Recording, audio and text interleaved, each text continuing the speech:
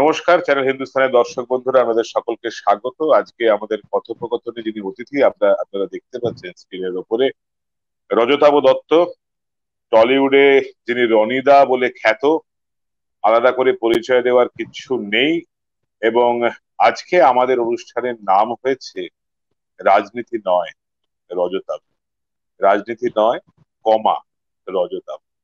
আজকে রাজনীতির কথার মধ্যে আমরা যাচ্ছি না, তবু রজতাবতার থেকে বুঝতে চাইবো যে আমাদের এই অরাজনৈতিক জীবনেও কিভাবে কখন কোথা থেকে রাজনীতি ঢুকে পড়ে কি পড়ে না, এই সমস্ত কথায় পরে যাব। কারণ পণ্ডিতরা বলেন যে একটি গোলাপ ফুল ফোটে তার পিছনেও রাজনীতি থাকে, সেগুলো অন্য কথা। তবু যাই হোক, আজকে আমরা এমন একজন পার্সোনালিটি বাংলা সিনেমার, তাকে নিয়ে আমরা যে কথাগুলো বলবো বা বেসিক্যালি আপনার কথাগুলো শোনার চেষ্টা করবো, শুনবো, সেটা সিনেমার কথা, সেটা বিনোদনের কথা, সেটা শিল্পের কথা এবং অভিনয় চর্চার কথা, এবং একজন অভিনেতার, অবশ্যই একজন অভিনেতার সংগ্রামের কথা। রজতাবদা, আপনি প্রথমবার আমাদের সময় দিচ্ছেন, এসেছেন আমাদের এই কথোপকথনে, আপনাকে স্বাগত এবং অনেক অনেক ধন্যবাদ। এবং থ্যাংক ইউ, রজতাবদা, থ্যাংক ইউ যেটা স্যার। ইন্ট্রোডাকশনে যে কথাগুলো বলছিলাম এক্ষুনি, যে কথাগুলো হচ্ছিল, আপনার সেই একদম ধরুন নাটকের মঞ্চ থেকে আজকে আপনি বাংলা চলচ্চিত্রের জগতে একটি পরিচিত বিশিষ্ট নাম, এটি আলাদা করে বলার কিছু নেই। একটা সময় আপনি যখন আমরা আমরা আপনাকে চিনছি মঞ্চে, তারপরে টিভিতে, তারপরে আপনাকে চিনছি আমরা সিনেমাতে। আপনি বীরুর চরিত্র অভিনয় করছেন 19শে এপ্রিলে, সরি, পারমিতার একদিনে। এই করতে করতে করতে করতে আজকে যে সময়টা এসছে, মানুষ হলে যেতে পারছে না, এখন ওটিটি প্ল্যাটফর্মের কথা আমরা শুনতে পাচ্ছি, আমরা ওয়েব সিরিজের কথা শুনতে পাচ্ছি। এই পুরো বিষয়টা আপনি কিভাবে দেখছেন রজতাবদা? কি মনে হচ্ছে আপনার, কোন দিকে যাচ্ছে ইন্ডাস্ট্রি, কোন দিকে যাচ্ছে এই আর্ট ফর্মটা, কোন দিকে এগোচ্ছে? আহ, যা যা বললেন তার মধ্যে আহ, দু তিনটে ভাগ আছে। যতটা হ্যাঁ। খেয়াল রাখতে পেরেছি একে একে আসার চেষ্টা করি। আহ, অরাজনৈতিক তো মানুষ হয় না, রাজনীতি এড়িয়ে যাওয়াটাও একরকম রাজনীতি। কিন্তু রাজনীতি আমি এড়াচ্ছি আহ, যে সেটা নয়। আমি কোনো পাবলিক প্ল্যাটফর্মে রাজনীতি সম্বন্ধে বক্তব্য এড়াচ্ছি, এরকম বলা ভালো। তার কারণ আহ, এখন এই বাধাটা অনেকটা ভেঙে গেছে, কিন্তু একটা সময় অবধি মনে করা হতো যে যারা বিনোদন জগতে রয়েছেন তাদের ব্যক্তিগত রাজনৈতিক বিশ্বাস মতবাদ সবটাই আহ, তাদের খুব ঘনিষ্ঠ মহলে বা তাদের জীবনযাত্রায় থাকা ভালো।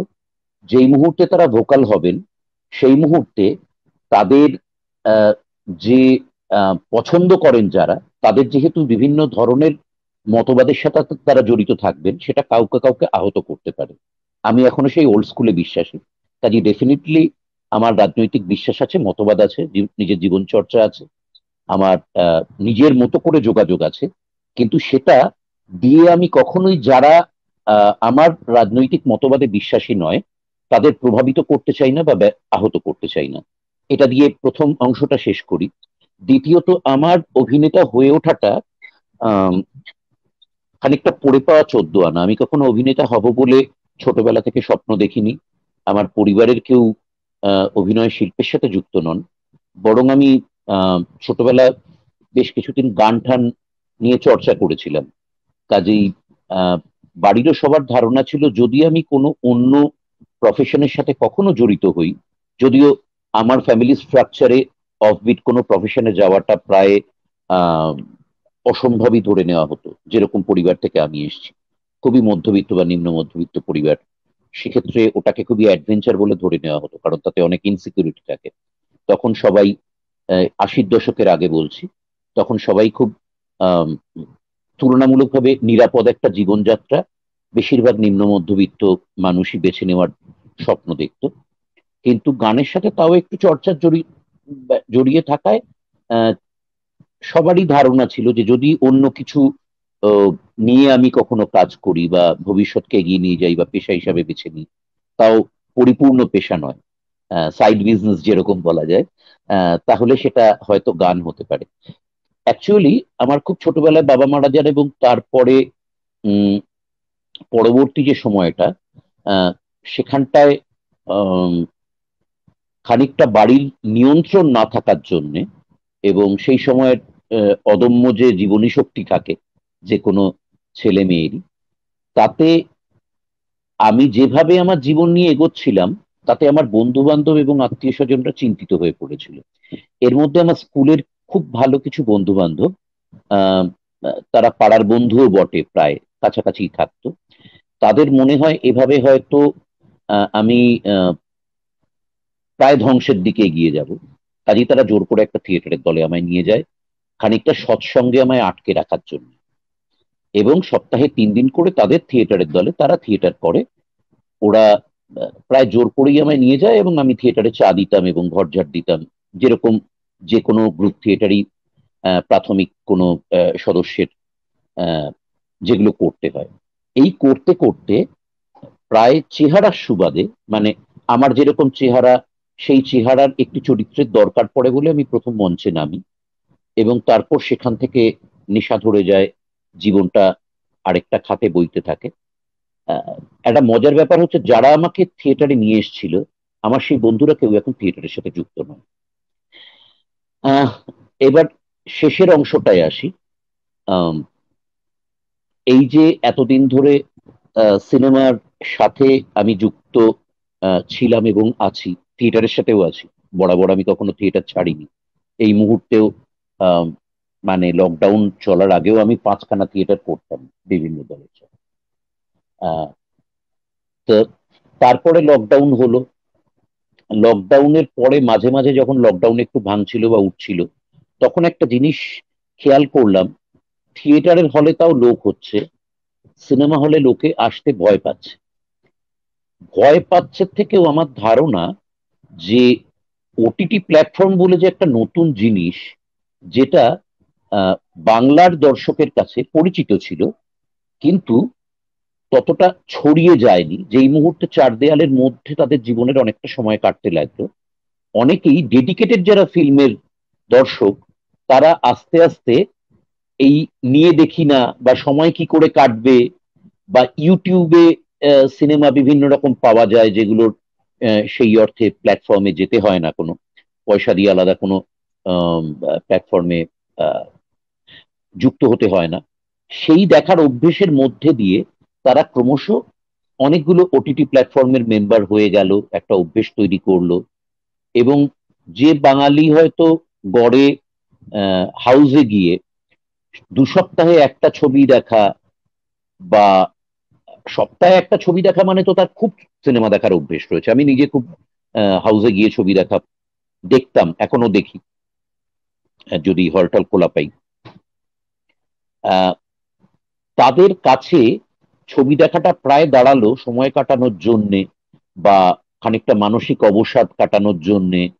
আম, অনেক সময় দিনে একটা, অনেক সময় দিনে 3টে 4টে। এতে এই যে ছোট একটা মোবাইলের পর্দায় একটা সিনেমাকে দেখে ফেলা যায়, মানে প্রথমে তো সিনেমার পর্দা থেকে সেটা টেলিভিশনের পর্দায়, একটা ছোট পর্দা এলো, তখনই একটা মানসিক অস্বস্তি বা বিরোধ, যারা অর্থোডক্স তাদের কাজ করতো, যে এতটা কমে এলো পরিসরটা, দেখার পর্দাটা আরো ছোট হয়ে গেল, এবং মানুষ সেটা দেখার অভ্যেসও তৈরি করে ফেললো। খুব বড় একটা ল্যান্ডস্কেপও এখন তার মোবাইলে দেখতে হয়তো অত অসুবিধে হয় না।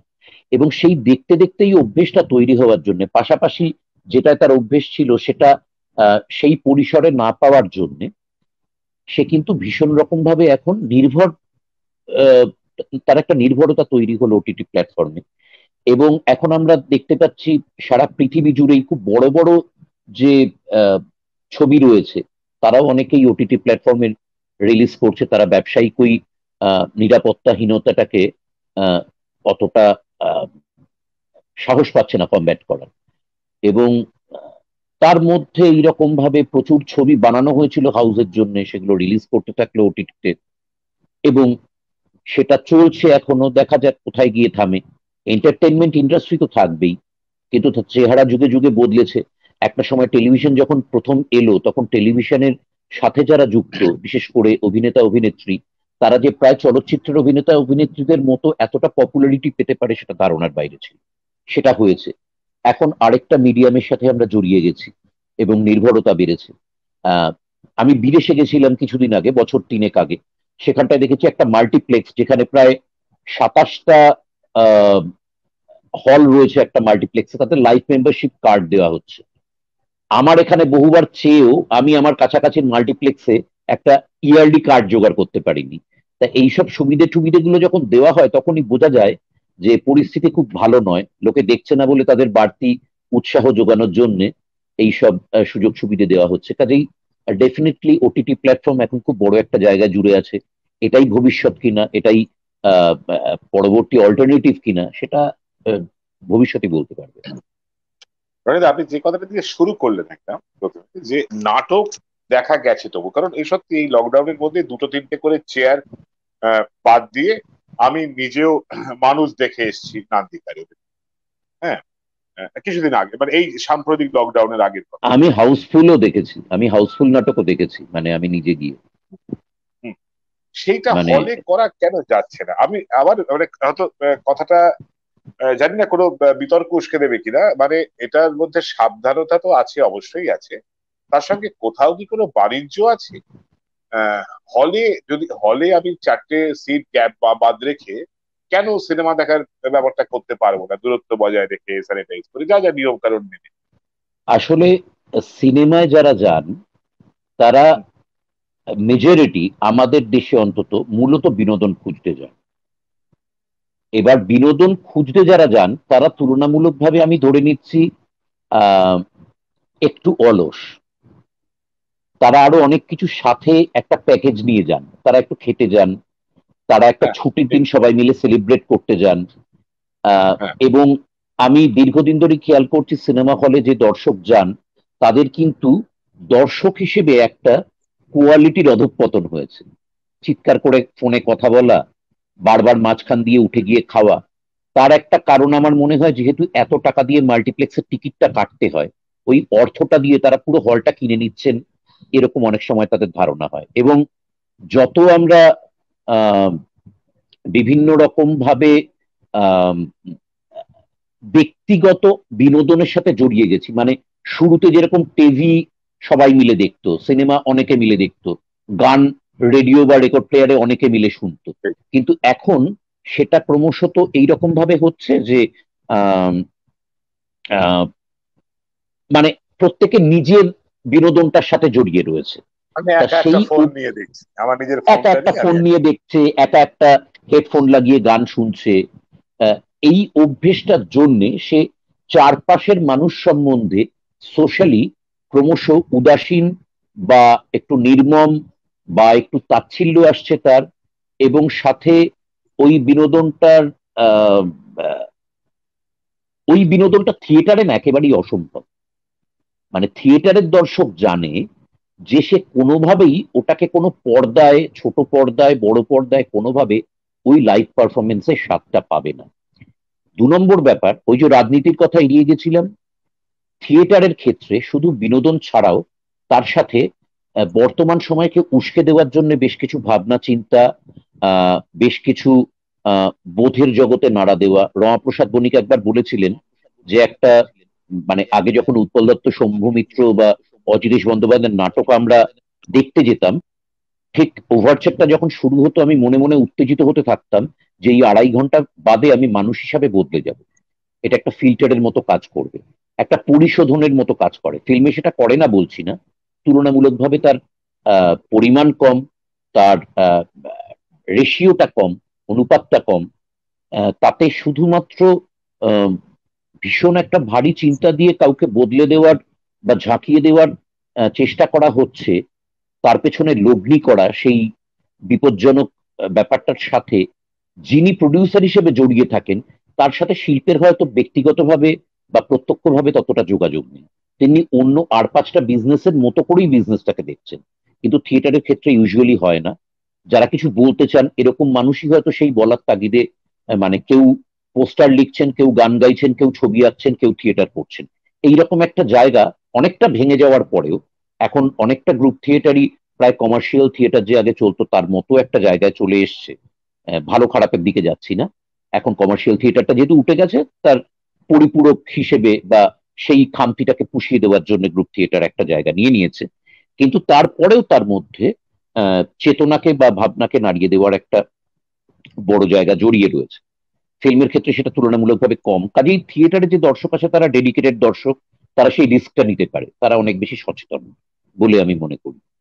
আর ফিল্মের ক্ষেত্রে তো অনেকগুলো সেকশন আছে, যে কিছুদিন বাদে টিভিতে হবে দেখে নেব, দুদিন বাদে তো ফোনে আসবেই। আর সত্যি সত্যি এখন সময়টা এত কমে গেছে, তাকে খুব ধৈর্য যে ধরতে হয় তাও নয়, এক সপ্তাহের মধ্যে 2 সপ্তাহের মধ্যে হাউস থেকে উঠে যাওয়ার পরেই ওটা সে প্ল্যাটফর্মে পেয়ে যাচ্ছে। আহ, সেই জন্যে থিয়েটারের ক্ষেত্রে আমি হল অনেক বেশি ভর্তি দেখি এবং ফিল্মের ক্ষেত্রে কম দেখি বলে আমার ধারণা। একটা কথা আপনি এক্ষুনি বললেন যে অনেক গ্রুপ থিয়েটার তারা হুম। প্রায় মানে কমার্শিয়াল নাটকের জায়গাটা পূরণ করছে সেরকম হয়ে যাচ্ছে। হ্যাঁ। আহ, এটা কেন হচ্ছে বলে তাদের কেন উত্তরটাও আমি হচ্ছে? তখনই দিয়েছি যে প্রত্যেকটা বিনোদনের তো একটা মার্কেট তৈরি থাকে। আহ, হ্যাঁ, এবার কমার্শিয়াল থিয়েটার আর গ্রুপ থিয়েটার আগে পাশাপাশি ক্যাটার করতো দর্শককে, এবং প্রত্যেকে নিজ নিজ রুচি মতো কমার্শিয়াল থিয়েটার মানে শ্যামবাজারি থিয়েটার বলতে আমরা যেটাকে অভ্যস্ত ছিলাম, হ্যাঁ, যদিও শ্যামবাজারের বাইরেও হয়েছে কমার্শিয়াল থিয়েটার, এবং গ্রুপ থিয়েটারে মানুষ নিজের বোধ এবং রুচি মতো সেটাকে বেছে নিতে পারত। তারপর একটা সময় এলো যখন কমার্শিয়াল থিয়েটারটা উঠে গেল। যখন উঠে গেল সেটা, তখন তার যে চাহিদা ছিল সেই চাহিদা নিয়ে কিছু দর্শক আহ, মানে তার যোগানটা খুঁজতে থাকলেন, এবং সেই যোগান অনুযায়ী বাজারের একটা প্রবণতা তৈরি হলো যে গ্রুপ থিয়েটার যে সিস্টেমটা এখন টিকে রয়েছে তার মধ্যেই সেই যোগানটাকে কোথাও জুগিয়ে দেওয়ার, কারণ সেটায় আহ, দাদা, যে ব্যবসায়িক ছেলে মেয়েগুলো গ্রুপ নিরাপত্তাটা থিয়েটার অনেক করতে বেশি। নামলো, হুম। আমি একটু বুঝতে চাইছি রজতাবতা, সরি একটু হ্যাঁ। আপনাকে বারবার প্রশ্ন করছি এই জায়গাটায়, যে ছেলে মেয়েগুলো গ্রুপ থিয়েটার করতে এলো তারা হুম। শুধুমাত্র একটা কোনো একটা সেকশনের জন্য, তাদের মনোরঞ্জনের জন্য তারা শিফট করে যাচ্ছে, নাকি গ্রুপ থিয়েটার করতে গিয়ে তাদের অস্তিত্বের সংকট, টিকে থাকার লড়াইটা এমন একটা জায়গায় চলে যাচ্ছে হয়তো তাদের শিফট করতে হচ্ছে? এটা কি আপনার মনে হয়? পুরোটা আহ, সবটাই অনেক কিছু জড়িয়ে আছে, কোনো একটা কারণ পয়েন্ট আউট করা শক্ত। কারণ গণনাট্য নবনাট্য থেকে মানে যখন আইপিটিএ ভেঙে নাটকের স্রোত শুরু হচ্ছে গ্রুপ থিয়েটারে, তখন আবারও যে বললাম, কথা বলার জন্যে প্রত্যেকে তার নিজস্ব পছন্দ মতো মিডিয়াম বা তার নিজের রুচি নিজের স্কিল অনুযায়ী একটা প্ল্যাটফর্ম বেছে নিচ্ছিলেন। কেউ গান গাইছেন, কেউ বক্তৃতা দিচ্ছেন, কেউ পোস্টার রাখছেন, কেউ মিছিল করছেন, কেউ নাটকে সেই কথাগুলো বলছেন। এরকম একটা বড় অংশ ছিল।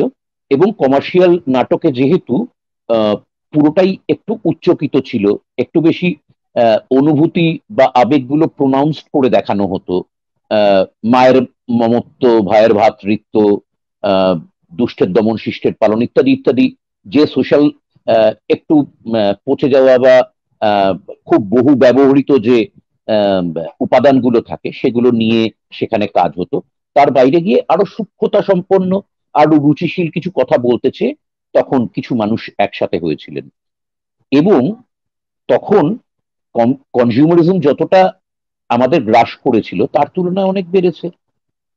এবং ঘরের খেয়ে বোনের মোষ তাড়াচ্ছে অফিস করে, মানে টিফিনে শশা খেতে খেতে হ্যাঁ, একজন মানুষ ক্ষয়ে যাচ্ছেন, কিন্তু দর্শককে আনন্দ দেওয়ার জন্য ওই তার উপর আলোটা পড়া বা তার নিজের কথাগুলো বলতে পারার আনন্দ তাকে গ্রুপ থিয়েটারে বাঁচিয়ে রাখছে। এরকম আমরা তখন প্রচুর দেখেছি।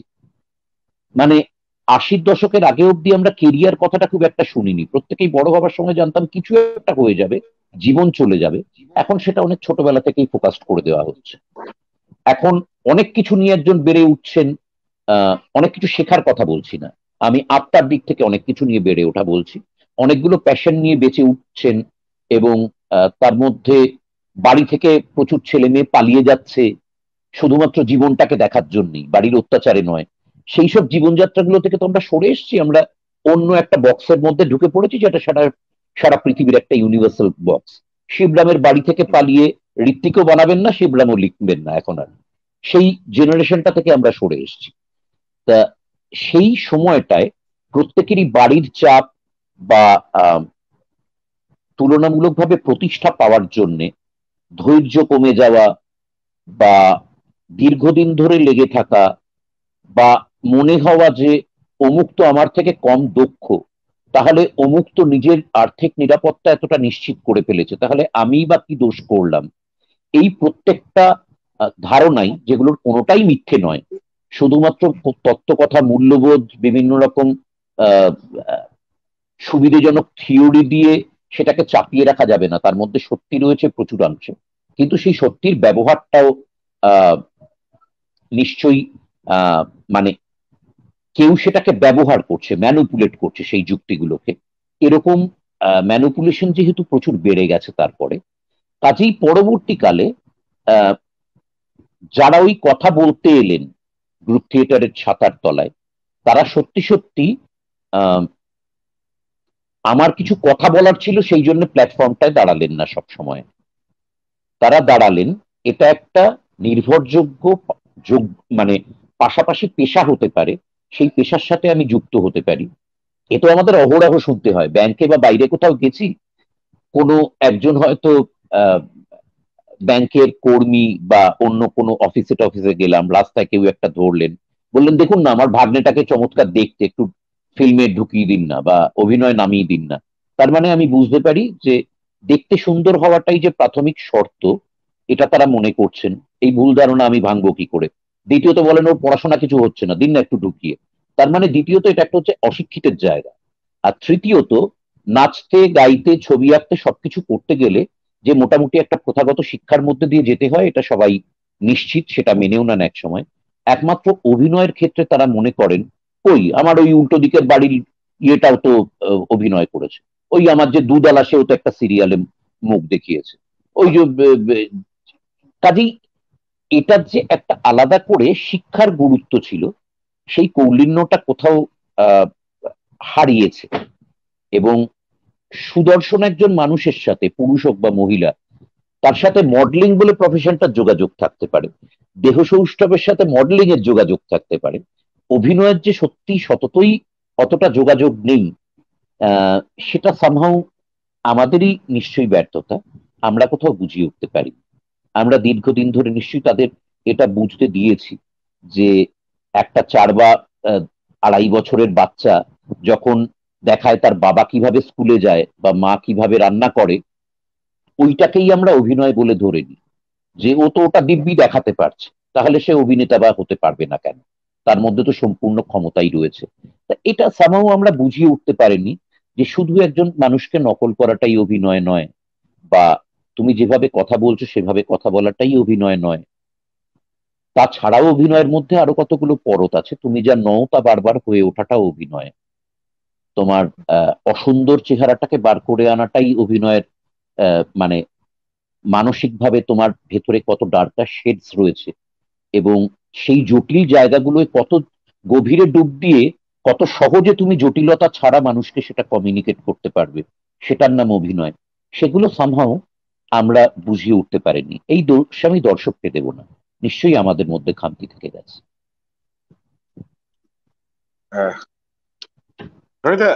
আরেকটা কথা যেটা আপনার কথা থেকেই প্রশ্নটা আসছে, সেটা হচ্ছে যে ওটিটি প্ল্যাটফর্ম নিয়ে আমরা কথা বলছিলাম, এর একটা বাণিজ্যিক দিক আছে, সেটা তো আমরা জানি, সব বুঝতেই পারছি।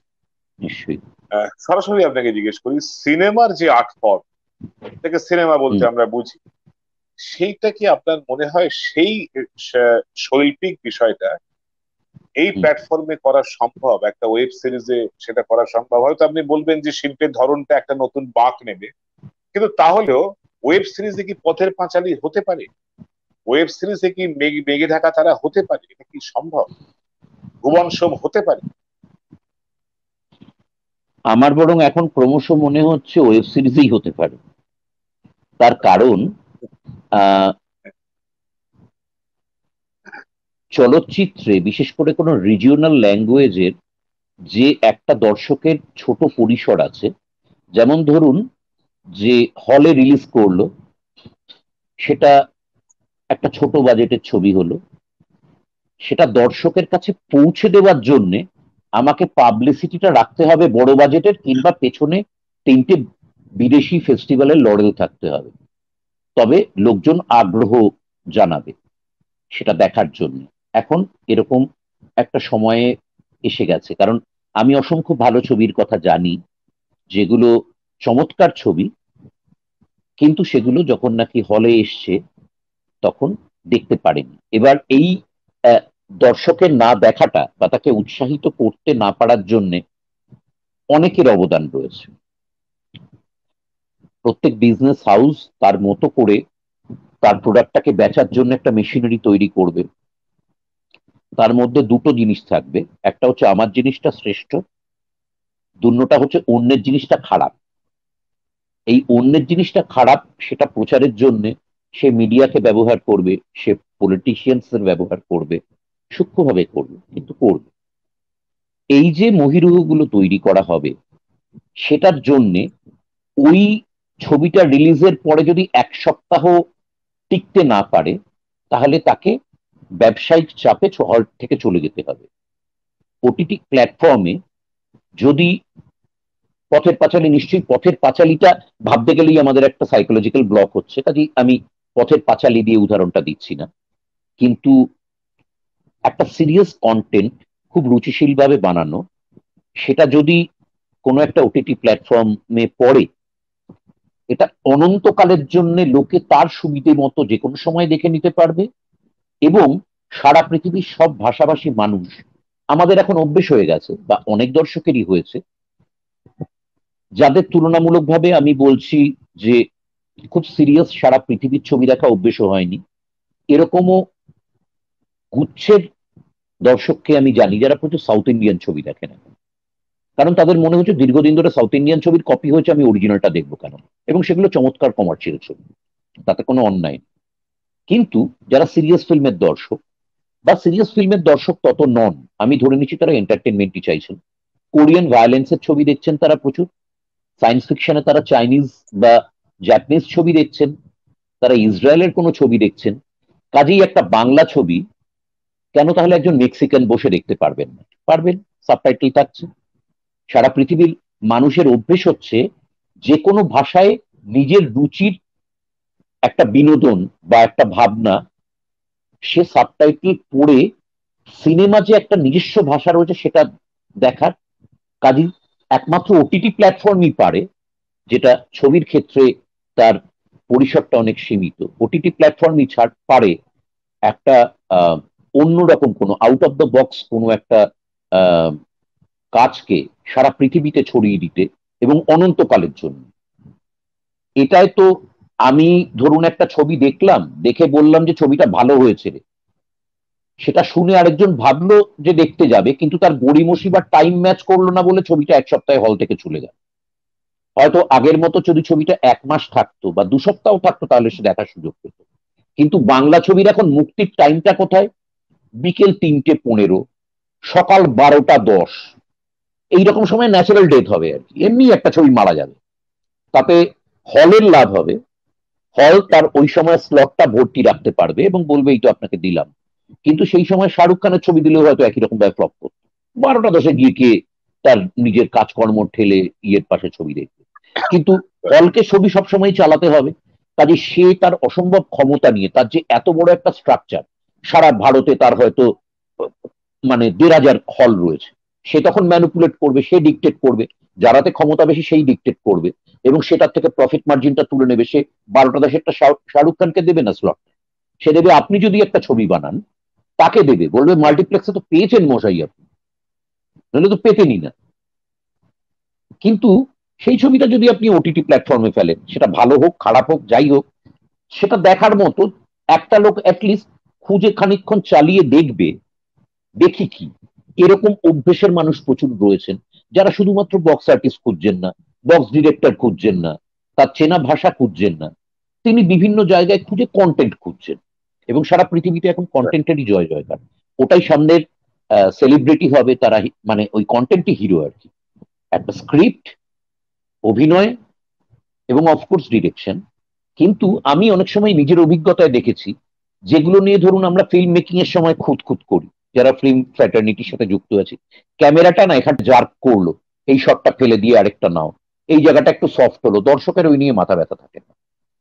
দর্শক কন্টেন্ট বোঝে, ঠিক মতো তাকে আবেগটা কমিউনিকেট করা হচ্ছে কিনা বোঝে, ওগুলো আমাদের ট্রিপ, এবং নিশ্চয়ই সেটা থাকা উচিত। যত দিন যাবে নিশ্চয়ই তো আমরা খুঁতখুঁতে হব। কিন্তু পুরনো প্রচুর এরকম ছবি আমি দেখেছি যেগুলো ওয়ার্ল্ড মাস্টার্সদের ছবি, তাতে একটু সফট রয়েছে, ক্যামেরা জার্ক করছে, সেটের মধ্যে বোঝা যাচ্ছে সেটা বানানো সেট, কিন্তু আমি এনগ্রস্ট হয়ে গেছি তার কন্টেন্টে, অভিনয়ে, বিষয়বস্তুতে, ডিরেকশনে, শটকে কিভাবে ডিভিশন করা হচ্ছে সেটাই, তাতে ক্রেনে উঠে কত ক্যামেরা বাই বাই করে কোথা দিয়ে ঘুরছে, কার ফাঁক দিয়ে কোন শট নেওয়া হলো, সেই চমৎকারিত্বে দর্শক হিসেবে আমার কোনো ট্রিক নেই। সেটা আমার মেকার হিসেবে বা ফিল্মের সাথে যারা যুক্ত থাকে তারা ভাবতে পারে, ও নিয়েছে বটে দেখলে, কিন্তু ওইগুলো দিয়ে সিনেমা হয় না। একটা শিল্প স্কিল দিয়ে, মানে আত্মা দিয়ে, আলটিমেটলি স্কিলকে আত্মার সাথে মেলাতেই হবে, নইলে সে পৌঁছবে না কোথাও, ওপর দিয়ে একটা ওপর চালাকির মতো হয়ে থাকবে, প্লাস্টিক প্লাস্টিক থাকবে, ঝকঝকে সংলাপ, তার মধ্যে হয়তো কিছু ইংরেজি শব্দ ব্যবহার করা হলো, দুটো গালাগালি ব্যবহার করা হলো, তাতে তখনকার মতো একটা চটক লাগতে পারে, কিন্তু তাই দিয়ে সত্যি সত্যি মর্মস্পর্শী করা, সেটা শিল্পের প্রাথমিক শর্ত, ওটা ছাড়া টেকানো শক্ত। রোহিত, একটা প্রশ্ন আপনাকে করি, মানে এটা একদম একদম সাধারণ, অতি সাধারণ দর্শক হিসেবে আমার মাঝে মধ্যে মনে হয়, ধরো আমাদের যখন ছোটবেলা ছিল, সন্ধে বেলা শনি রবিবার একদিন বাংলা একদিন হিন্দি সিনেমা হতো, 7:30 বাংলা খবর হতো, আমরা সাদা কালো টেলিভিশনটা টিভিতে দেখতে বসতাম, তখন যাই দেখতাম, যে ছবি দেখতাম, মনে হতো যেন ওগুলো হচ্ছে, আমরা দেখছি। আর এখন যেন কেমন মনে হয় যে শুট করা হয়েছে, এটা একটা ছবি। তখন মনে হতো যেন ওরা নিজেদের মতো কিছু করে যাচ্ছে, কেউ একটা ছবি তুলে নিয়েছিল। এটা আমার দেখার বোঝার ভুল, না এর একটা কোনো টেকনিক্যাল ডিফারেন্স তৈরি হয়েছে সেই সময় আর এই সময়? দুটোই খানিকটা খানিকটা আছে। আমি যখন নাকি ক্লাস 11-12 বা 5-6 পড়ি, যেসব অভিনেতাদের দেখে আমার মনে হতো যে এর তো অস্কার পাওয়া উচিত, বড় হয়ে বুঝেছি পাওয়া উচিত নয়। কাজেই তখন বিনোদনের জগতে যেহেতু প্রথম পরিচয়টা হচ্ছে, তখন তো হ্যাঁ, নিশ্চয়ই ভালো লাগা, ধাঁধা, মুগ্ধতা এগুলো অনেক বেশি থাকে, এবং সেই যে নস্টালজিয়াটা জড়িয়ে থাকে, তার জন্য এখনো যদি ফিরে দেখার ব্যাপার থাকে তাহলে বাড়তি খানিকটা নাম্বার দিয়েই দেখতে বসি আমরা, সেটা একটা রয়েছে। আর তাছাড়া পাশাপাশি আহ এখন একটু আঙ্গিক নির্ভর বেশি হয়ে গেছে বলে আমার মনে হয়। এই যে বললাম যে হ্যাঁ, ক্যামেরাটা কোথায় হ্যাঁ, বসানো হলো সেটাকে হয়তো হ্যাঁ। অনেক বেশি নজর দেওয়া হয়। আহ একটু ওপর চালাকি অনেক জায়গাতেই আমি আহ এখন, মানে যেহেতু আমি এই শিল্পটার সাথে জড়িয়ে গেছি ভীষণভাবে, এটাই আমার পেশা, তাতে আমি ভালো অভিনেতা না হতে পারি, মোটামুটি একটা দেখার চোখ তো তৈরি হয়েছে। সেখান থেকে আমার মনে হয় আহ অনেকটা জায়গাতেই চালাকিটা বুঝতে পারি আমি। দর্শকের হয়তো তখনকার মতো করে ভাল লাগছে, মানে ব্যাপারটা কিরকম জানেন, ধরুন আমাদের মাথার 3টে পোর্শন থাকে তো, সেরিব্রাম, সেরিবেলাম, কর্টেক্স। তাতে প্রথমে একটা থিয়েটারে যেখানটায় আমরা কোনো একটা দৃশ্য দেখে হাততালি দিই, বা ছবিতে কোনো একটা জায়গায় দেখে চোখে জল চলে এলো, ওটা হচ্ছে আমাদের ইনফরমেশনের অংশ। প্রথম ইনফরমেশন, তারপরে সেখান থেকে কিছুটা স্মৃতি বা জ্ঞান চুইয়ে তার পরেরটায় যায়, তখন সেটা নলেজ হয়। আর তারপরে চুইয়ে তার তরের জায়গাটায় যায়, সেখানটায় উইজডেম হয়। আমরা এখন প্রচুর ইনফরমেশন, যেরকম ইউটিউব নির্ভর আমাদের অনেকটা জ্ঞান হয়ে গেছে, বই এখনকার অনেকেই আর পড়তে চান না, কারণ ভিজুয়াল মিডিয়া গ্রাস করে নিয়েছে। তাদের দোষ দিয়ে লাভ নেই, এক পাতা বই পড়তে যতটুকু লাগবে তার থেকে 2 মিনিট একটা ভিডিও যদি পাওয়ার পয়েন্ট প্রেজেন্টেশন দিয়ে ছবি টবি কার্টুন টার্টুন একে, সবসময় আমাদের সেটা অনেক বেশি ধাক্কা দেবে, বুলেটস গুলো পাচ্ছি। কিন্তু ইনফরমেশনের পরে যখন নাকি আপনার 10 বছর বাদে কোনো একটা দৃশ্য জীবনে যেটা খুব নাড়া দিয়েছিল, সেটার কথা ভেবে আবার চোখে জল আসবে, তখন আপনি বুঝতে পারবেন যে ওটা শিল্পের ওই জায়গাটায় ছুঁয়েছিল। আমরা এখন ওই তাৎক্ষণিক হাততালি, মানে একদম সেরিব্রামের অংশে যে আঘাতটা হচ্ছে, সেটা তো মোটর নিউরনের মতো। একটা মা যখন তার বাচ্চাকে খাওয়ান এইরকম করে তুলে দেন, তার ঠোঁট নড়াটা হচ্ছে ওই হাততালিটা। আপনি যখন নাকি একটা বক্সিং দেখতে দেখতে লাস্ট হিটটার সময় আপনার বডিটাও এমনি করে নড়ে যায়, সেই আপনার বডি যে ওই বক্সারের সাথে রিয়াক্ট করলো সেটা হচ্ছে হাততালিটা। কিন্তু 10 বছর বাদে আপনার যে অনুভূতি, যে অভিনয়, যে বোধটা আপনি ওই চলচ্চিত্র থেকে বা ওই শিল্প থেকে অর্জন করেছিলেন, সেটা যখন বারবার আপনার কাছে ফিরে ফিরে আসবে, তখন আপনি বুঝতে পারবেন সেটা শিল্পের ওই পর্যায়ে উন্নীত হয়েছিল যখন আপনার হাততালি দিতে ইচ্ছে করছে না, স্তব্ধ হয়ে কোনো একটা বেলা, একটা কোনো গধূলির দিকে তাকিয়ে, কিংবা কোনো একটা বন্ধুর সাথে আলোচনা করতে গিয়ে আপনি ওই একটা মুহূর্ত নিয়ে 3 ঘন্টা আলোচনা করে কাটাতে পারলেন। কাজেই ওইখানটায় কোথাও একটা তফাৎ হয়ে গেছে। এখন ওই তখনকার হাততালিটার জন্য হয়তো অনেক বেশি তাকিয়ে থাকা হচ্ছে, কারণ ওটা বিক্রি হচ্ছে।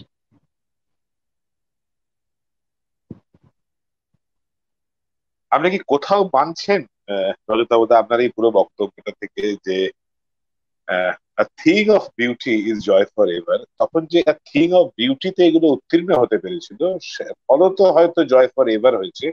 এখন সেখানে কোনো কোনো ক্ষেত্রে, অবশ্যই সব সব ক্ষেত্রে নয়, কোনো কোনো ক্ষেত্রে বা এখন এই সিনেমার বাণিজ্যিকরণের ধরনটা পাল্টেছে, এই সবকিছু মিলিয়ে কোথাও কোথাও আপনি যেটা বলছেন যে হাততালিতেই সীমাবদ্ধ থাকছে অ্যাপ্রিসিয়েশনটা, কিন্তু মুগ্ধতা কম হচ্ছে, এরকম কি হতে পারে? দেখুন, কোনো কিছু নিয়েই না আমি খুব কনফিউজড একজন মানুষ। এক কথায় ফতেয়া দিতে গেলে আমার খুব আটকায়।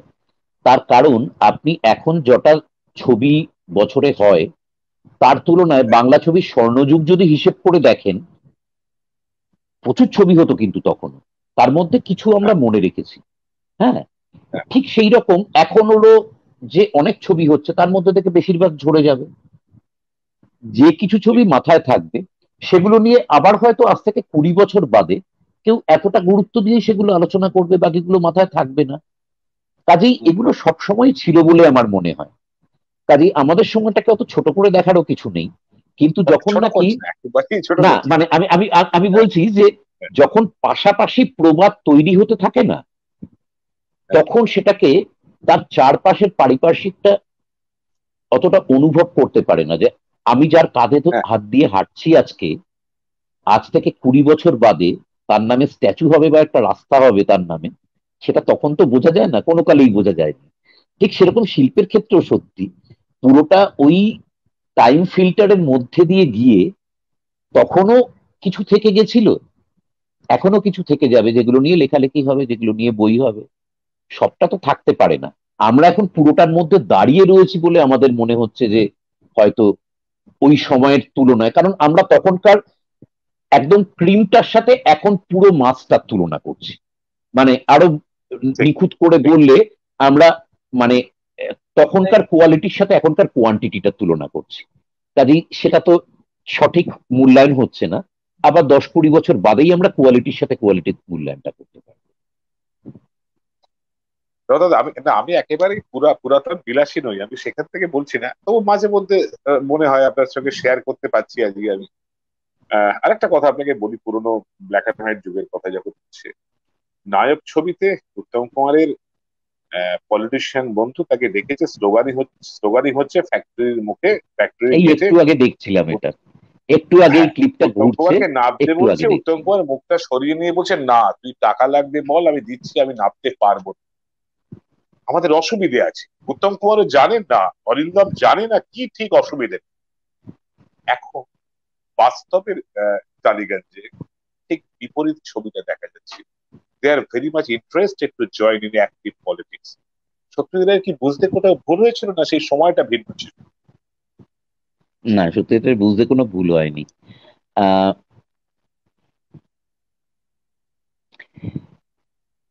অ্যাকচুয়ালি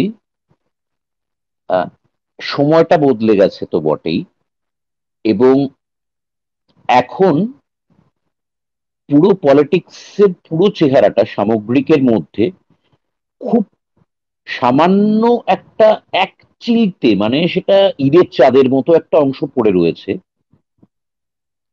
যে অংশটার সাথে সত্যি সত্যি একজন অভিনেতা নিজেকে ওই রিস্কে জড়িয়ে ফেলতে পারে। বাকি পুরোটাই আহ চলচ্চিত্রের সাথে রাজনীতিটাও ওতপ্রোতভাবে এমন ভাবে জড়িয়ে গেছে, সেটা খুব বিপজ্জনক অংশের মধ্যে নেই। সেটার অনেকটা জায়গা থেকে প্রাপ্তির অংশ আছে, কিন্তু বিপজ্জনক অংশ নেই। যে যদি ধরুন আজকে হঠাৎ করে পশ্চিমবঙ্গ বা ভারতের একটা এমন অবস্থা হয়, সব পলিটিক্যাল পার্টি আন্ডারগ্রাউন্ডে চলে গেল, তখনও যদি দেখেন যে একই রকম ভাবে যারা নাকি শিল্পী তারা সেই বিপজ্জনক কাজটা করে যাচ্ছেন, তখন বুঝতে পারবেন যে রাজনীতি তাকে ততটাই টেনেছিল। মানুষের জন্য কথা বলা বা নিজের কথা বলার আগ্রহ, আকুতি বা সাহস তাকে অতটাই টেনেছিল। কিন্তু যতক্ষণ অব্দি সেটা আহ ওই ক্ষমতা বা গ্ল্যামারের আরেকটা অংশের সাথে জড়িয়ে রয়েছে, যাতে বাড়তি কিছু লাভই হতে পারে, কিন্তু লাঠির বাড়ি খেতে হবে না, গুলি খেতে হবে না, তার আহ সেই অর্থে ভীষণভাবে পায়ের তলা থেকে মাটি সরে যাওয়ার ভয় নেই, তাহলে সে আহ ওই কিছুদিন আগে মেথিস্টো হয়েছে এবং ক্রিশ্চিয়ান জ্যাবো দীর্ঘদিন ধরে এর ওপর 3টে ছবি করে গেছেন। শিল্পী মানে জার্মান নাৎসি ওই পরিমণ্ডলে দাঁড়িয়ে সে হিটলারের কথা বলবে, না আন্ডারগ্রাউন্ডে থেকে সে সত্যি কথাগুলো বলতে পারবে? সেটাই আমি বলছিলাম, সেটা থিয়েটার অনেক বেশি এখনো সেই চেষ্টাটা করে যায়, লাভের কথা না ভেবেই। কারণ এরকম আমি প্রচুর দেখি। আমি একটা নাটক, দুটো নাটক হয়েছে আমার, দুটো আলাদা দলে, দুটো আলাদা আহ, রাজনৈতিক এরায়, যে শো বন্ধ করে দেওয়া হয়েছে আমার। অনেকদিন আগে একটা হয়েছে, আবার রিসেন্টলি আরেকটা নাটকে হয়েছে। তা সবসময় আহ ওই বোঝা যায় সেটা কিন্তু নাটকটা কখনো থ্রেট হচ্ছে। তাতে কোথাও কতজন মানুষ দেখে একটা নাটক, 200, 250, 300, কিন্তু সেটাও শাসক গোষ্ঠীর কাছে মনে হচ্ছে যে বিপজ্জনক। ফিল্মের তো পাওয়ার অনেক বেশি ছিল, সে তো এক একটা শোয়ে 1.5 লাখ লোকের মাথায় ওই চিন্তা ভাবনা ঢুকিয়ে দিতে পারে, তাকে ভাবতে শেখাতে পারে বা উস্কে দিতে পারে। কিন্তু সেখানে তো সেই রিস্কটা নেওয়া হচ্ছে না, কারণ ওখানে রিস্ক আছে বলেই সেখান থেকে আহ যারা রিস্ক তৈরি করতে পারে, তুলনামূলকভাবে আমাদের মতো পেলব লোকজনকে বেছে নেওয়া হবে, যে ততটা বিপজ্জনক নয়, যে ততটা থ্রেট হয়ে উঠবে না, যে ততটা বিপজ্জনক জুতোয় পা গলাবে না। কাজেই তুলনামূলকভাবে সেক্ষেত্রে অরিন্দমের জায়গা থেকে আমাদের এই সময় এখনো বদলায়নি। আপনি যেটাকে রাজনীতির সাথে জড়িয়ে যাওয়া বলছেন, অরিন্দমের ক্রাইসিসটা সেটা ছিল।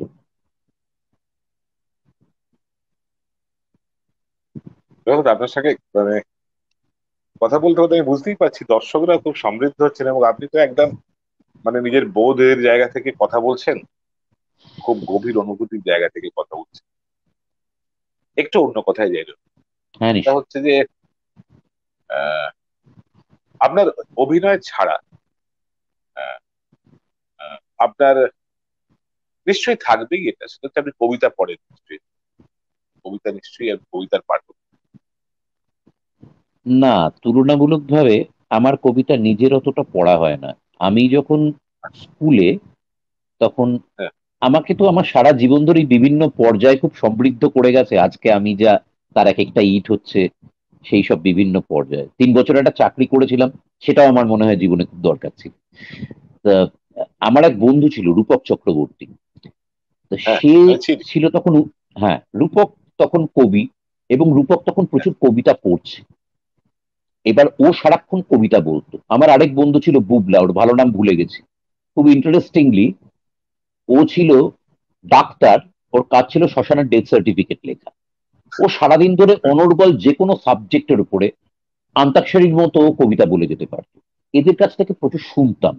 কাজেই আমি নিজে যত না কবিতা পড়েছি, তার থেকে শুনে আমার কবিতা সম্বন্ধে যেটুকু বোধ হয়েছে সেটা আহ তুলনামূলকভাবে সেটার কাছে আমি অনেক বেশি মানে কৃতজ্ঞ বা ঋদ্ধ হয়েছি সেই জায়গা থেকে। কিন্তু আমি নিজে খুব কবিতার পাঠক নই, তার থেকে গল্প, উপন্যাস, নাটক বা অন্যান্য কোনো ধরনের টেক্সটে আমি অনেক বেশি হুক।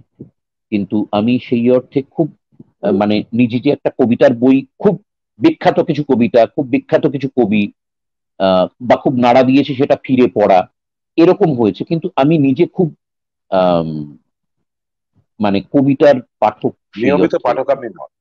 না, একেবারেই না। আবৃত্তি করার জন্য তো কবিতা পড়ি। না, আবৃত্তিও আমি সেরকম করি না, প্রয়োজনে করেছি। মানে আমার কলিগরা রয়েছেন আমার, আমি মুগ্ধ হয়ে ওদের কবিতা শুনি, আমার অসম্ভব ভাল লাগে। কিন্তু নিজে খুব প্রয়োজন ছাড়া, বা ওই যে বললাম আগে শুনে শুনে কানে বসে গেছে, এরকম কোনো কবিতাকে আরো নিজের মতো করে বললাম, ইন্টারপ্রেট করলাম, এরকম হয়েছে। কিন্তু একটা কবিতা পড়ে আমি নিজে সেটা বলার তাগিদে নিজে মুখস্থ করলাম বা বললাম কোথাও, এরকম আমি বরং মানে ওই সবাই তো নিজেকে প্রকাশ করতে চায়, এবং বেশিরভাগ সময়ই এটা দুটো ভাবে হয়। একটা হচ্ছে ভালোবাসা থেকে, 2 নম্বর ছোটবেলায় যেটা হয়, একটা বন্ধু বান্ধবদের আড্ডা হলে একটু অনন্য হয়ে ওঠা বা সবার অ্যাটেনশন পাওয়ার তাগিদে তখন সে নিজের একটা স্কিল কাল্টিভেট করে।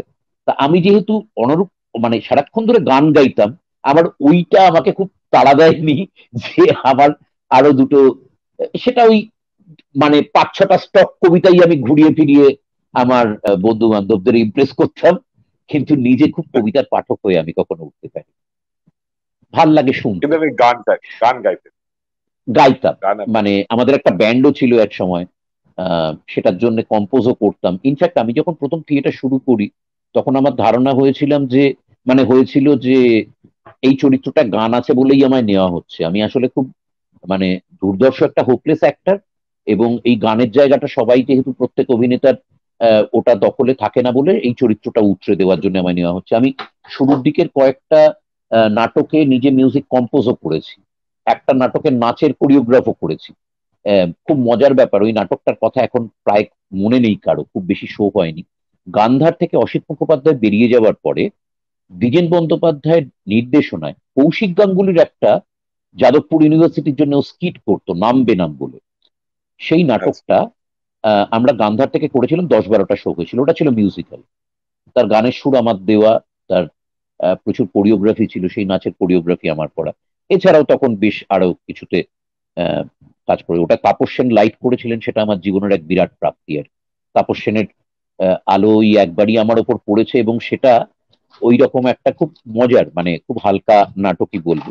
ভেতরে নিশ্চয়ই তাতে কিছু সত্যি ছিল, কিছু নাড়িয়ে দেওয়ার মতো ছিল, কিন্তু ওভারঅল চলনটা ছিল খুব আহ, হালকা ছাড়ের মিউজিক্যাল কমেডি। তা সেইগুলো নিয়ে অনেক বেশি আমার সারাক্ষণ নাড়াচাড়া ছিল বা ইয়ে ছিল। বরং আমি ওই ছড়া লিখতাম কিছু, সেগুলো সিরিয়াসলি নয়, এখন বেশিরভাগই বুঝতে পারি পাতে দেওয়ার মতো নয়। আমি যখন ব্যান্ডটা করেছিলাম তখন যেহেতু আমরা অন্য কারো গান গাইতাম না, তখন ব্যান্ডের প্রয়োজনে আমি 7-8টা গান লিখেছিলাম এবং কম্পোজ করেছিলাম। সেইগুলো তুলনামূলকভাবে একটু ম্যাচিওর্ড এজে যেহেতু লেখা, তাও প্রায় 15 বছর হয়ে গেল, 15 আর বছর। রবীন্দ্রসঙ্গীত? রবীন্দ্রসঙ্গীত আমি দক্ষিণীতে 2 বছর গান শিখেছিলাম, তারপরে সুরঙ্গমায় 5 বছর শিখেছিলাম। তখন শিখতাম, তারপরে আমি হেভি স্মোকার সেই জন্যে, এবং থিয়েটারে গলাটা একটু ড্যামেজ হয় আহ, বিভিন্ন, কারণ আমি ছবির ক্ষেত্রেই মনে করতে পারি অন্তত 6-7টা আলাদা গলায় আমি বিভিন্ন চরিত্রের ডাবিং করেছি।